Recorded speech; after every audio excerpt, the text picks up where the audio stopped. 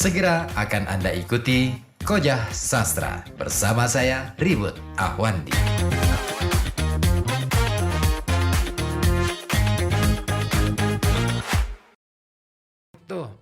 Itu dia.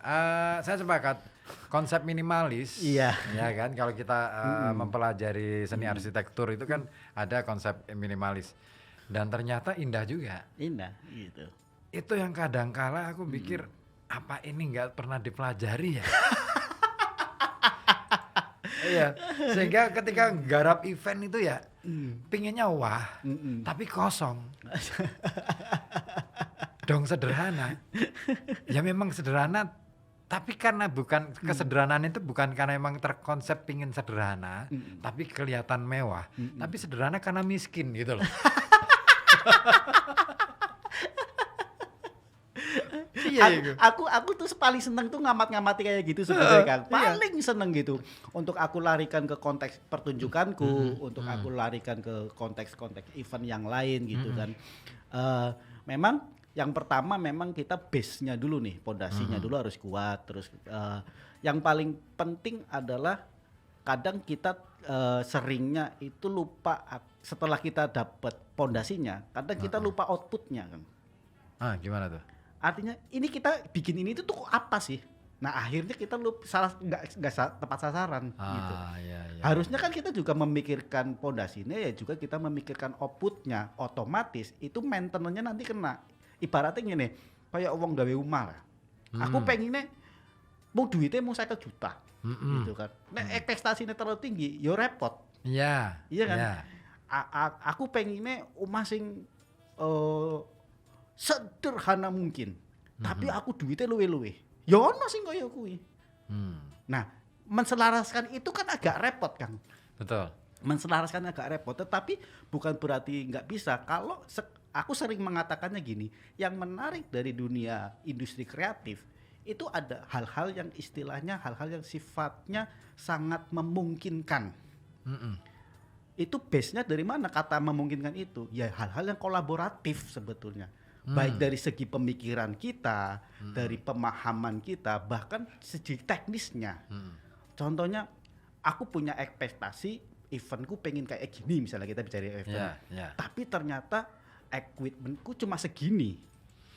Nah, kadang orang lupa untuk pendataan itu dulu. Pendataan. Iya, base-nya itu dulu. Base-nya ya. Base-nya dulu. Kayak ambil sampelnya gini. Ketika aku bikin pertunjukan misalkan, aku bikin pertunjukan di kotaku di Pemalang. Kalau aku outputnya adalah pure idealisme, ya sing nonton sopo kan? Ya sing nonton ya komunitasmu dewe lah. Iya gitu kan. Makanya kita harus menselaraskan itu gitu kan. Oke, database-nya tidak hanya seputar keinginanku atau idealismeku, tapi database-nya adalah bagaimana aku mau mengoutputkan ini juga. Nantinya kan itu akan bisa seimbang selaras sebetulnya. Nah, kalau terlalu dini dan segala macam itu ya aku namakan bisa jadi prematur. Akhirnya apa sih keloro-loro dhewe juga. Iyalah. Gelo gitu loh. Artinya gini ya, berarti ya harus tahu dulu maunya masyarakat yang bagaimana. Artinya maunya orang-orang yang mau kita ambil sebagai audiens kita tuh apa sih? Iya ya kan? Itu kalau bicara konteksnya industri loh Kang. Iya, makanya aku ngomong dari industri dulu. Iya. Terus setelah kita akan menjawab itu, tapi sekaligus memberikan sedikit apa ya istilahnya. Nah, ketika ini ngomong soal idealis, nah ini kan bisa disusupkan di situ. Nah, maksudku itu. Itu kan? Iya, maksudku kita mau bangun masyarakat yang kita mau bangun audiens atau masyarakat yang bagaimana? Disusupkannya di situ.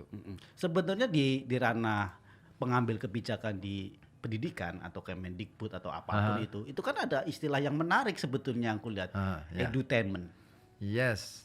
Bagaimana edukasinya dapat, bagaimana sisi entertainingnya ada. Tapi terkadang tidak banyak orang bisa menerjemahkan itu juga. Akhirnya jadi kaku.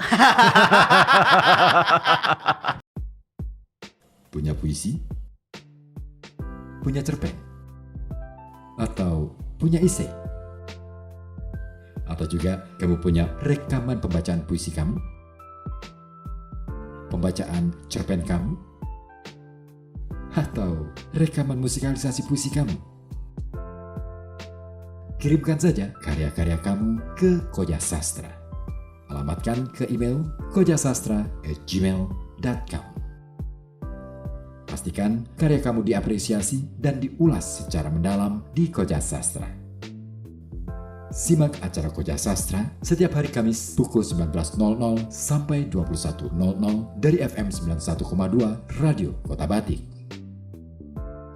Kamu juga bisa menyimak lewat live streaming YouTube di channel Koja Sastra.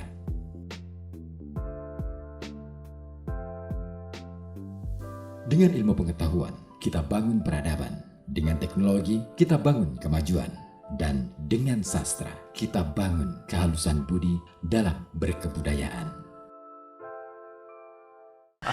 Edutainment, munculnya film kartun yang memaksakan untuk mengedukasi, terlalu, dan nilai-nilai yang ditanamkan. Dia katakanlah gini, kalau aku nonton film kartun bikinan Kemendikbud ya, ini bukan mengkritik, ya ini kritik lah ya, katakanlah ini kritik, oke. Saya lihat bahwa dialog-dialog yang dimunculkan ini terlalu kaku, akhirnya menjadikan orang siapa mau beli, ya kan, kalau ini ngomong industri, ya kan, siapa mau beli, ya kan. Terus di satu sisi itu, terus tema-tema yang ditampilkan kadang terlalu berat. Terlalu berat. Iya kan? Aku mikir, nah kalau tema-tema kayak gini ya kalah lah sama kartun SpongeBob. Mas Walau sangat realistis sekali. Iya kan? Dan dengan garapan, mungkin bagi orang-orang awam nonton SpongeBob itu, ini kartun apa gitu loh.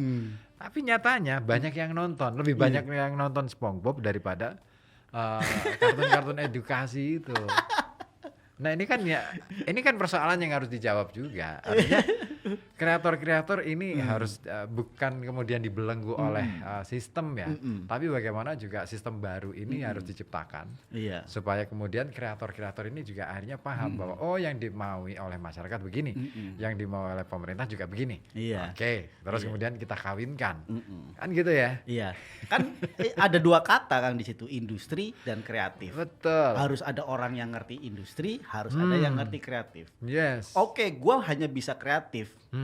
Pilihannya kan berarti dua. Saya hire orang yang ngerti industri atau saya belajar industri. Betul. Nah itu hal-hal yang sifatnya kolaboratif itu sebetulnya. Betul. Dan aku akhirnya kemarin beberapa waktu lalu sempat nih ngomentari salah satu status teman yang dia ini orang yang sangat paham industri. Saya itu punya produk, tapi saya nggak bisa menjualnya. Kira-kira jenengan bisa nggak jualin produk saya? Jangan maksa saya harus menjual produk saya, tapi ada nggak, katakanlah Anda punya orang yang bisa jualin produk saya, ya silakan deh. Ini produknya apa? Ini loh Spotify-ku, ini loh iriku. Ini produk kreatif. Nah persoalannya adalah saya nggak bisa jualan. Punya karya puisi, cerpen, atau esai, atau rekaman pembacaan puisi, rekaman pembacaan cerpen, atau juga rekaman musikalisasi puisi kamu? Kirimkan saja ke Koja Sastra. Alamatkan ke email kojasastra@gmail.com. Karya kamu akan dibaca dan diulas di Koja Sastra. Simak acaranya hanya di FM 91,2 Radio Kota Batik. Setiap Kamis pukul 19 sampai 21.00. Kamu juga bisa pantengin via live streaming di channel YouTube Koja Sastra. Dengan ilmu pengetahuan, kita bangun peradaban. Dengan teknologi, kita bangun kemajuan. Dan dengan sastra, kita bangun kehalusan budi dalam berkebudayaan. Salam sastra, salam Koja Sastra.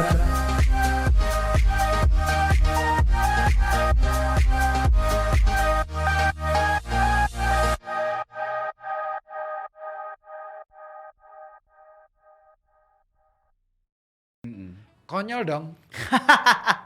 Ipodo jane. Iya kan? Konyol dong. Aku bikin produk terus aku yang jualan sendiri. Ya apa bedanya aku bakul gorengan gitu.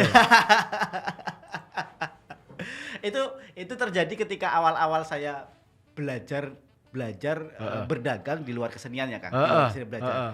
Aku yo pertanyaan terberatnya yo koyo kuwi Kang. Apa yo aku mampu? Apa yo aku bisa? Padahal kemampuanku dan kalau ngomong sombongnya, aku nang kesenian kok senenge passionku. Kadang kan kayak gitu kan. Akhirnya aku tercerahkan gitu. Ya. Tercerahkannya begini. Kalau mindsetmu tetap berdagang itu dodolan dan mencarinya keuntungan, ya ora tekan loh, kowe bisa mlaku-mlaku. Mangkane mindsetmu dirubah gitu. Golek formula yang bisa membuka pikiranmu